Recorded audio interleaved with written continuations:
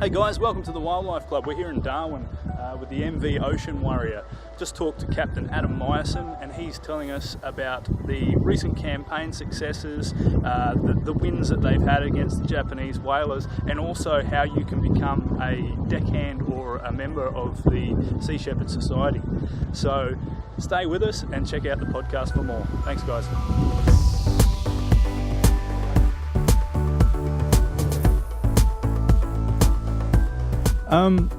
I guess we should just roll into things from here. So officially, as we're rolling, I'd like to thank you for letting us do this.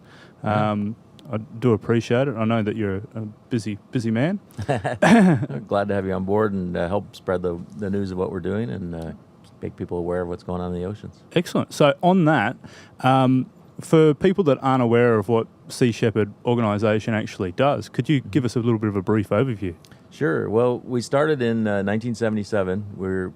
Our founder was one of the founders of Greenpeace, and he split off with Greenpeace over philosophical differences. He wanted to be more direct action rather than protest oriented.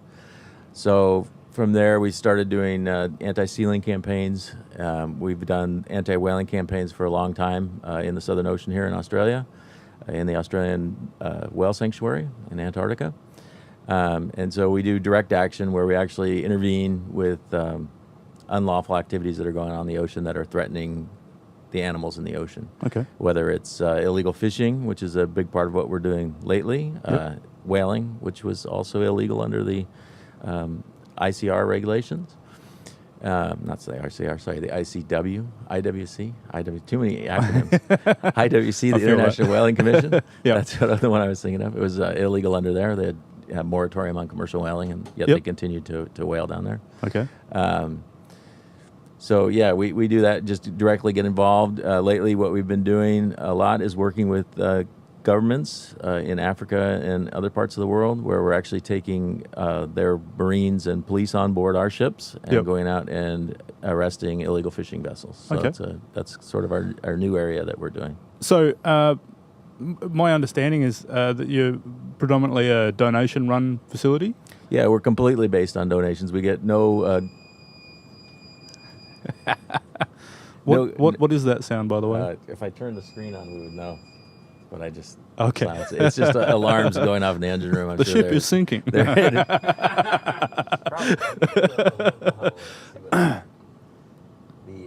batteries are low on the engine right now. Okay. For listeners that are going to be listening to this on iTunes and not the video, we're actually doing this podcast from the wheelhouse of the latest ship in Sea Shepherd's fleet. Is that correct? That is correct. Excellent. And could you give us a little bit of background about this vessel in particular? Sure. This vessel was built to our specifications by a Dutch shipbuilder called Damen. It was built in Antalya, Turkey. We got the funds to build it through the generosity of the Dutch postcode lottery and a couple other European postcode lotteries that get together every year, and they take proposals from NGOs and grant you your dream project. It's sort of like winning the lottery for an NGO. And like you do when you buy a scratcher, we were sure we weren't going to win, but then all of a sudden we won. So we were quite excited. Built the ship over 16 months. I picked it up new at the factory in Antalya in September of 2016 and brought it down to Antarctica. Did the Nemesis campaign, which was an anti-whaling campaign in Antarctica, and then brought it back to Fremantle. And since then it's gone to Timor-Leste, and it helped arrest 15 boats up there for illegally fishing for sharks.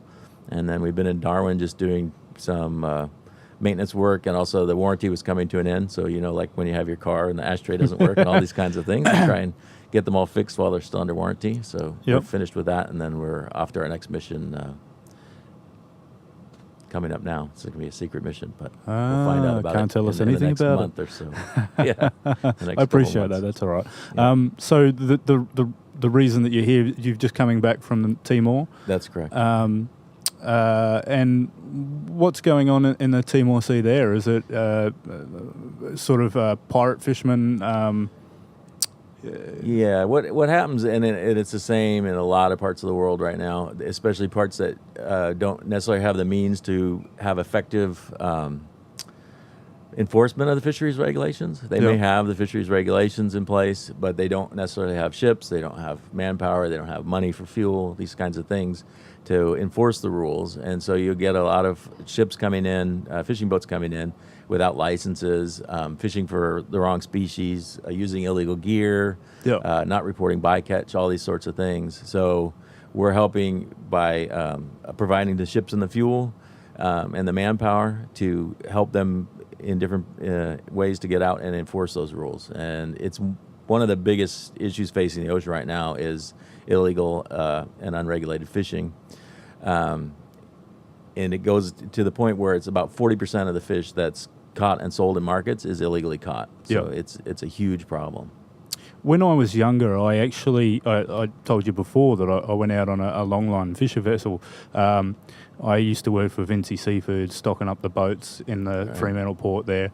And I didn't actually see so much, traumatic vision as I've seen some Japanese super trawlers and I've seen other super trawlers out there. And I just wonder, even just upon seeing visually how sustainable that is to almost be conveyor belting out of the ocean. Yeah, it's crazy, the size and the ability of the amount of catch that they can take on these vessels. When we were in Gabon, there was the second largest purse seiner in the world. So there's one bigger than it, was 115 meters long. And each time they set their nets, they were taking between 15 and 20 tons of tuna in one net set, and they were setting 2 or 3 times a day. So you can imagine they're just wiping out the fish as fast as they can. And you look at the fish that they're hauling up now, and they're not big tuna. They're so small that they're getting caught in the net as it comes up, and there's a huge amount of waste that just is smashed in the rollers and the gear pulling the nets up. And then inside the nets as well with the purse seines, they get all kinds of bycatch. They have sharks in there. Every time we saw them set, there would be 5 or 6 sharks that were killed, and they'd just be dumped in the ocean. There was whale sharks. We actually cut out one whale shark that was trapped in the net. We've seen whales caught in them, dolphins, all sorts of things in there. Turtles all the time as well that a lot of times don't revive when they put them back in. So yeah, it's a very destructive method. I would say, long lining, it's destructive, but nowhere near compared to net fishing. Net fishing is just a horror. The main reason that I did the long lining is I had a personal philosophy when I left school that I basically wanted to travel the world and experience as much of life as I could. So I actually went roustabouting, I mules sheep, I picked rocks, I did pretty much everything I could possibly do to garnish a bit more of life experience than I have an understanding. And then I can have these conversations with people like yourself and people from every walk of life and be able to have some sort of background knowledge to be able to carry a conversation rather than just coming out of taught space, if that makes any sense. Yeah, no, absolutely. So I'm wondering if you have a personal philosophy that is actually maybe broader than the sea as well, what you envision the best scenario for the Earth is. Right. Well, I would say that, we're at this point now where we have just tiny little bits of real wild areas left in the world. Up here in the Northern Territories, I think the Gulf of Carpentaria is one. Antarctica is certainly one.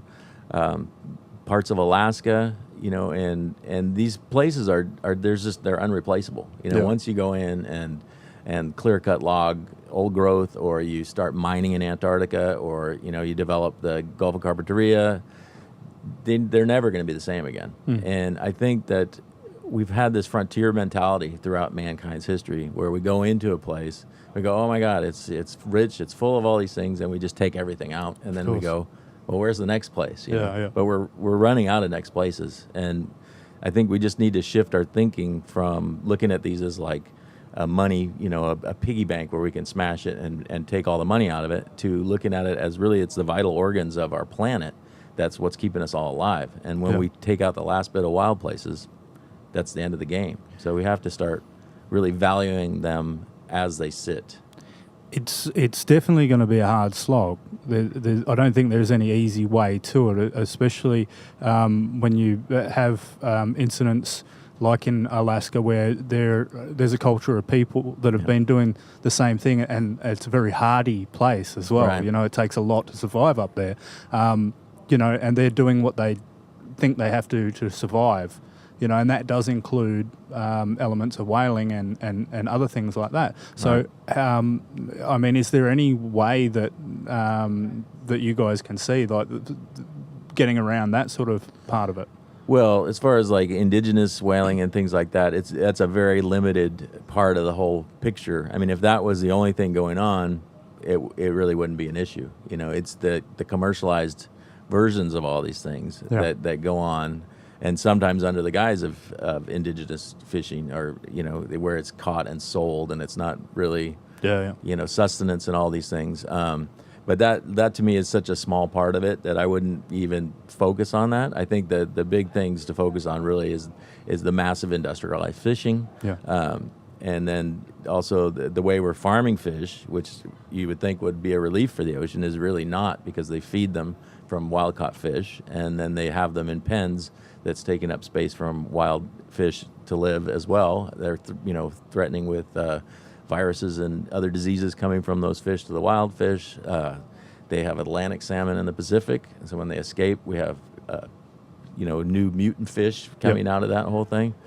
So I just think it's just a philosophy of looking at nature in a different way, where we're not looking at it as just something to exploit, which I think, you know, was the same with the indigenous people. I don't think they would ever have killed the last whale, you know, or just kept going until everything was gone. I think, you know, there's a balance in there, and I just think that we just don't value it in its place as it is. I have a personal philosophy that if you're going to kill an animal, and this might sound crude in itself, but if you're going to kill an animal, that you should kill it on its own terms. So a knife no bigger than its tooth, sort of thing, which, you know, is quite primitive. But I think it's like an even standing sort of thing, and that's my personal philosophy. A lot of people think I'm crazy. A lot of people are quite welcome to think I'm crazy, but that's what I think. And I think without, you know, technology, without guns, without all these things, if you put yourself on the same footing, especially with something like a whale,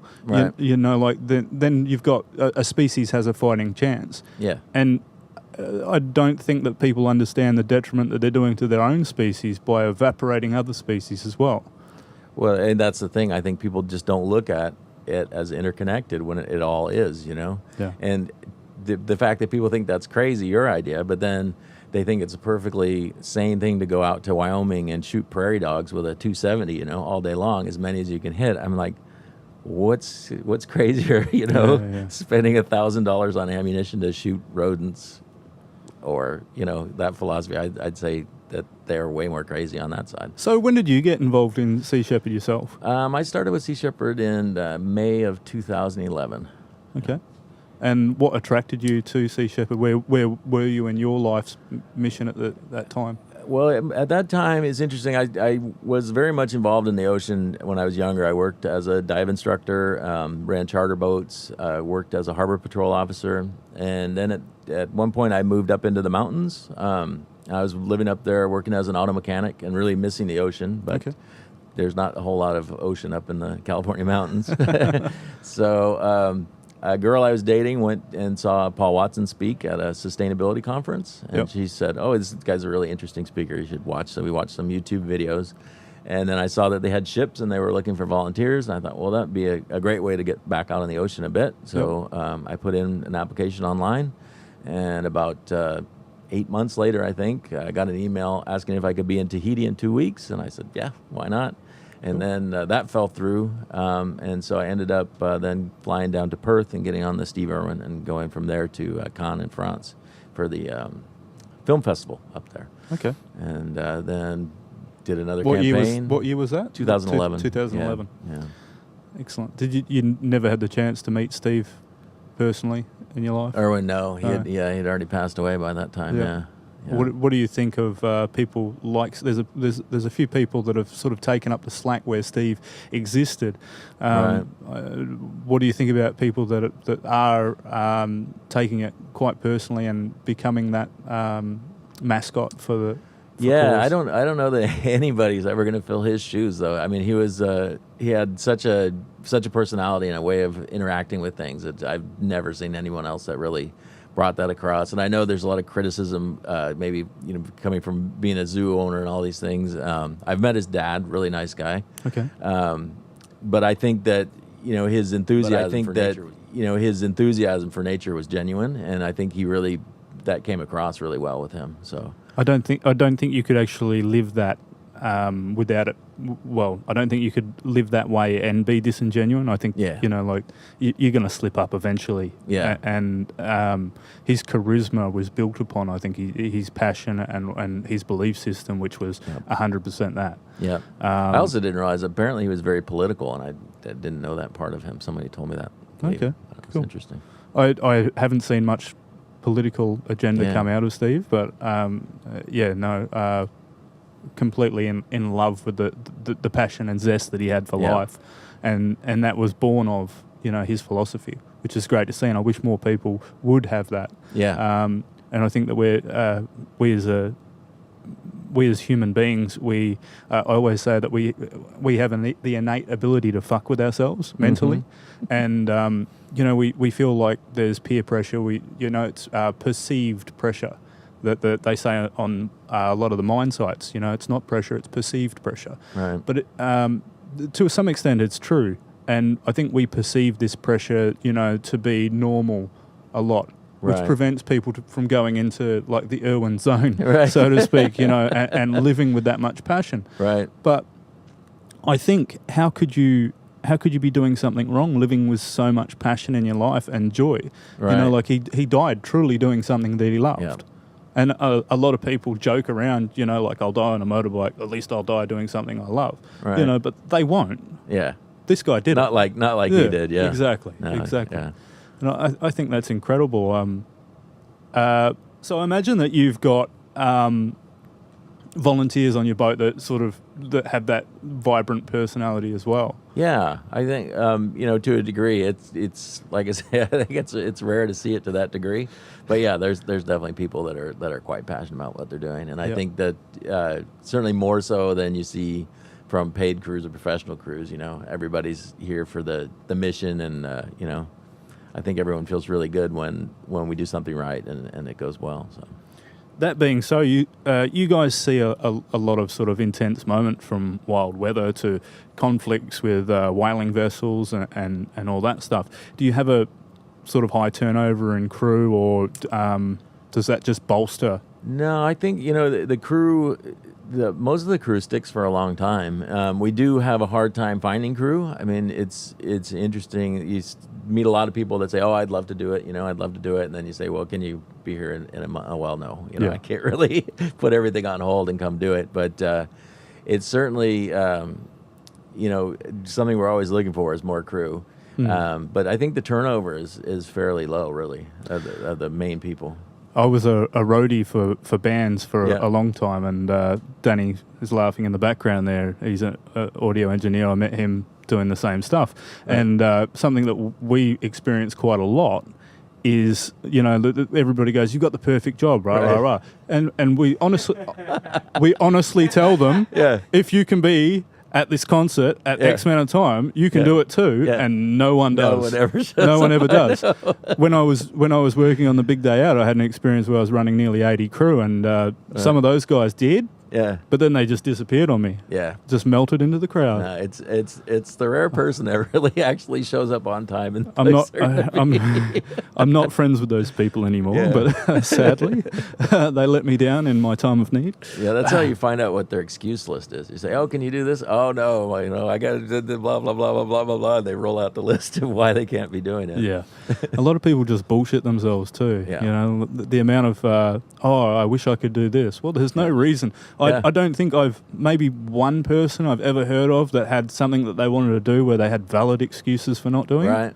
No, it's usually, if you got legs and you got arms and you got a heartbeat, well. And sometimes I know a person that like their dream is to move to the Pacific Northwest in the United States, and they live like in the South in the United States, and they're like, "Oh, how am I ever going to achieve this dream?" I'm like, You put your stuff in the car and you drive, and there you are, you know. And it's like, It's crazy. How do people get so hung up on why they can't do things? I Oh, don't my know. friends will miss me. Yeah, I won't know where the coffee shop is. I don't know what the difference Yeah. is, but No, that's it's. I actually, I get quite disheartened hearing people come up against such low-level challenges in their life. Yeah.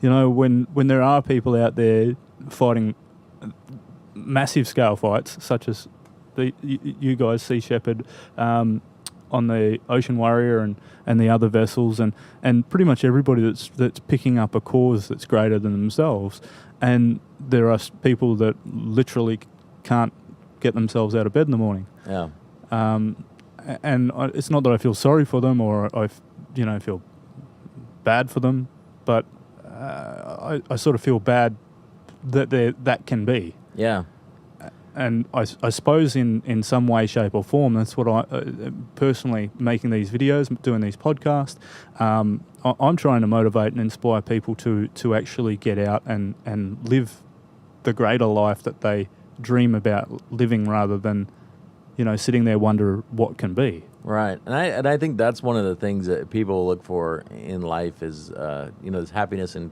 fulfillment and joy, and they look for their money and drugs and alcohol and all these crazy things. But really, when you're doing something for someone else, is always when you feel the best about what you're doing. I think so. I mean, at least for something or some other cause greater than yourself. Well, I think we definitely have this need to be needed. Yeah. And I think a lot of the maladjustment comes into it by their upbringing, whether their dad wasn't around or, Right. and I don't want to go too deep psychologically into people's upbringings, but I do think that does have something to play, particularly in the society that we're in now. And I can only speak for Australia because I haven't Right. spent much time in America, but I imagine that it'd be quite similar. Whereas the generations have a little bit of a gap, and now that the technology's picked up as well, technology's sort of become a surrogate mother or father Right. for the younger kids, and we don't know how to deal with that because we've never had that before. Right. So you see a lot of fathers, a lot of mothers, with their kids, and they're just giving them an iPhone or giving them an iPad. Right. And I'm just, I'm wondering what is going to be the ramifications of that. Is that going to be a good thing? I can see good points to it, Sure. There's going to be accelerated learning. All kinds of knowledge there, but But, is there going to be a downside from the detachment of human touch, human affection, feeling that your mother loves you, whatever, Well, and then when virtual reality is going to roll out, and that's going to be a whole another level where then who needs nature, right? All of a sudden, because I can go dive the Great Barrier Reef in 1970 when it was amazing, and it doesn't matter that it's dead, except that it does matter that it's dead because then the fish are dead and the air goes away and it's the end of it. So on that brings about an excellent topic. Is you've been to the Great Barrier Reef? I have. Yeah. Okay. You've Just dived one time. it. Yeah. I went snorkeling during the eclipse. When was that? 2 years ago? 3 years ago? Cool. Yeah. And what is the state of the Great Barrier Reef? Well, the little part I saw looked fine, but I don't know. I know that the bleaching is a huge issue. Yeah. That's going to come everywhere, and they're transplanting the coral, which is a great thing to do. But I think if the water temperatures are too high and the acidification's too high, it's just going to be one of those things where you're trying to stay ahead of it, and you're never going to do it. And so it just comes back to taking care of the planet overall and how interconnected it all is. And then again, the importance of keeping the pristine areas that we have pristine. Because even if, we ruin most of it, if there's areas, it's amazing how fast life will regenerate in one area that's set aside, that we're not messing with it. The Great Barrier Reef was the biggest living organism in the world? Yep. And how many species? It'd be in the millions, wouldn't it? Yeah. Yeah. No idea. Yeah. When you go to a microbial. Yeah, I know.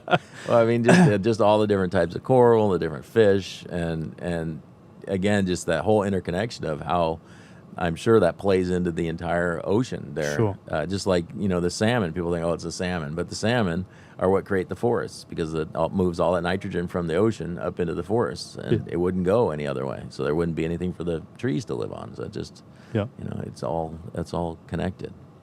I need to swing back around to the dolphins and the whales. Yep. And just with the Jolly Roger logo that you guys have, a lot of people think that it's a skull and crossbones. Right. It's not actually a skull and crossbones, It's not is it? actually. Well, it looks like a skull and crossbones, but it has the dolphins inside of it, you can see. Yep. And, of course, the shepherd's crook, which is caring for the animals, and the trident, which is direct action, and then the skull represents what happens if we don't take care of the planet, basically, is the skull. Excellent.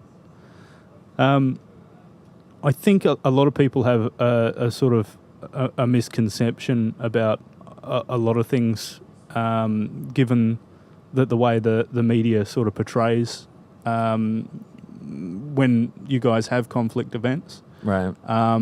And I think that there is a lot of hysteria around thinking that you guys are sort of immediately putting your lives on the line, and putting workers' lives on the line. What do you sort of have to say about how your crew sort of deal with conflict situations, and how they feel about going into them? Well, always it's a question of, standing your ground. Are you going to stay where you're going to say you're going to do, And I've been in 3 collisions in the ships. And in every case, I was following the rules of the road, doing what I was supposed to do in the place, and the other ships have turned into me maliciously. And at the end of the campaign, we come back to Australia. AMSA comes on board. They review the footage. They talk to me about what happened on the ships, and they say, well, the other side's never going to come here, so that's the end of the investigation. And that's basically how it goes down.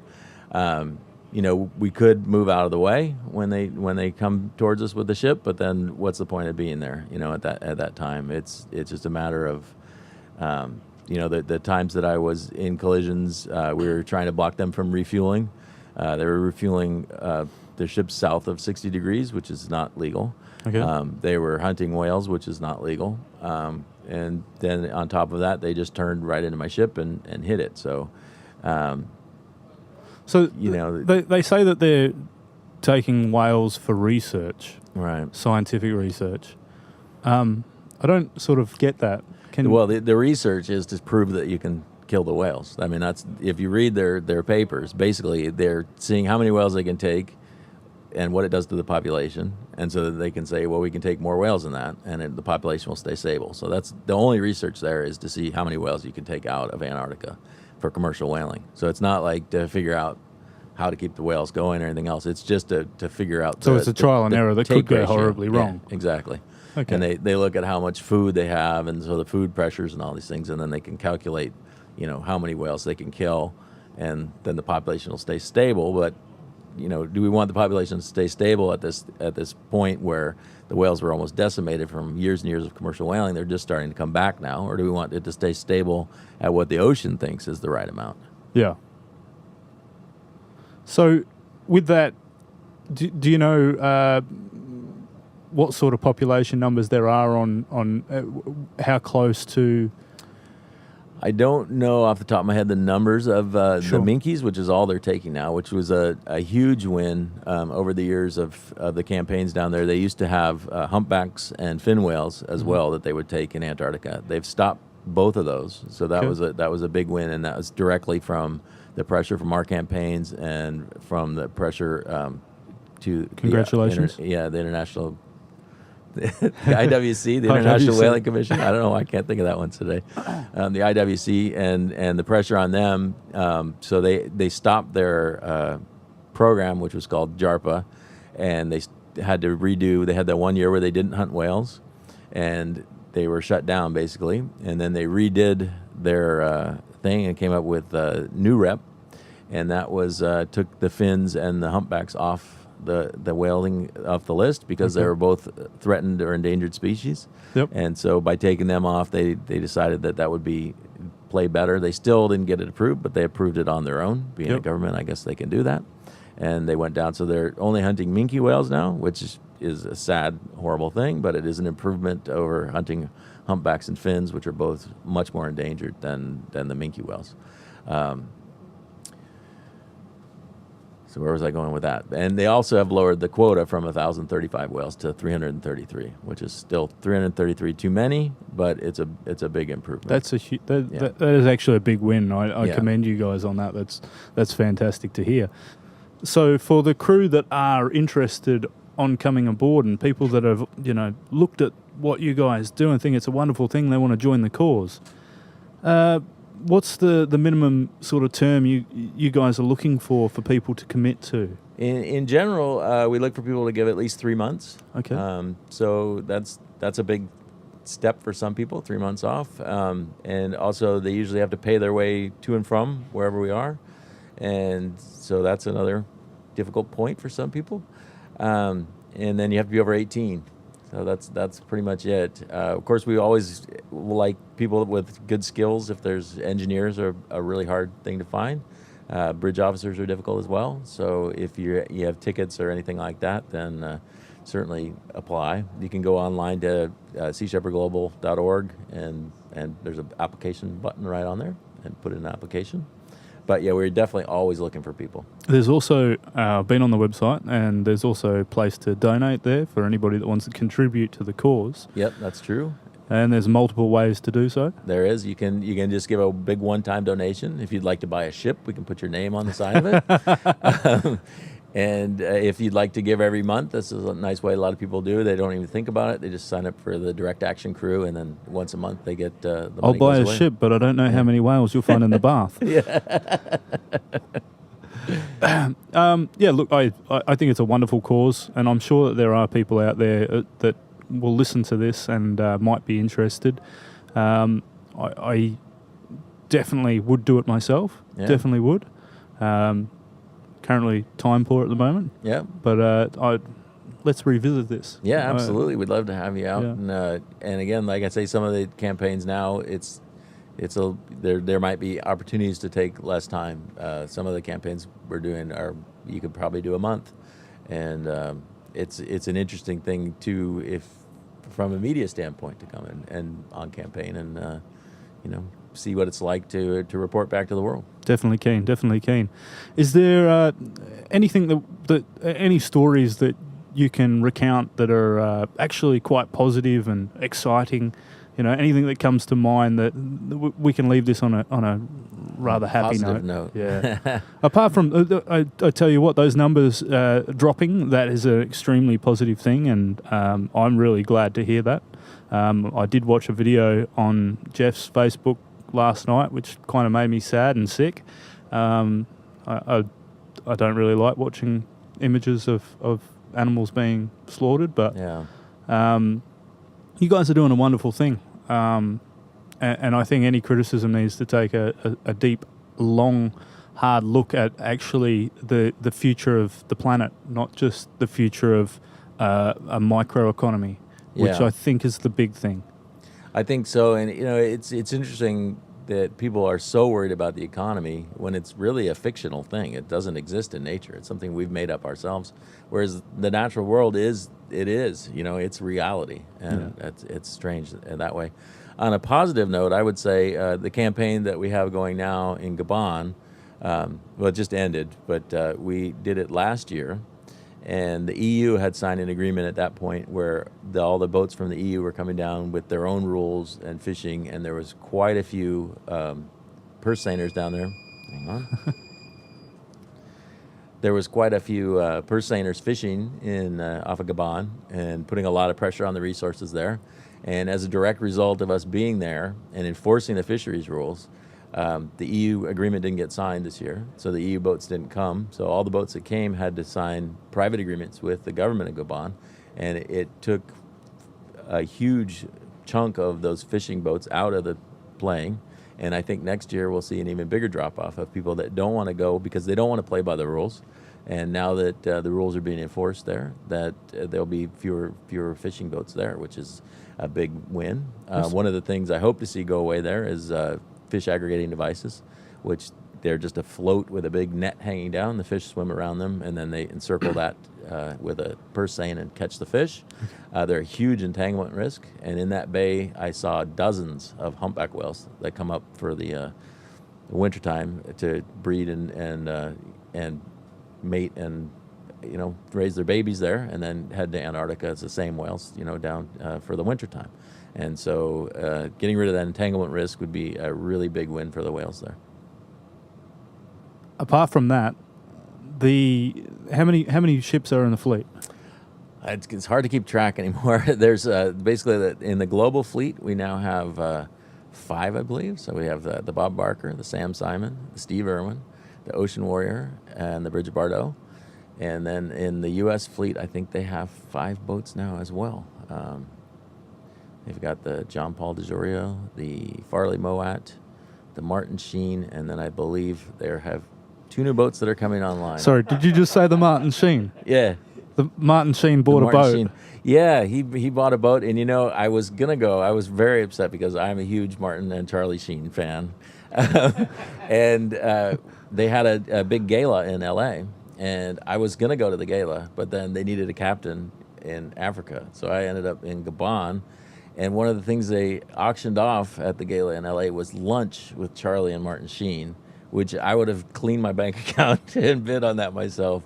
I think that would have been like the most awesome lunch that might have lasted a week. Okay, well, if we ever do a wildlife club dinner with Charlie Sheen, then I'll try and send you an invite. Thank you. On the behalf of the Wildlife Club, I'd like to thank you and all the other vessels, all the other captains, all the other crew.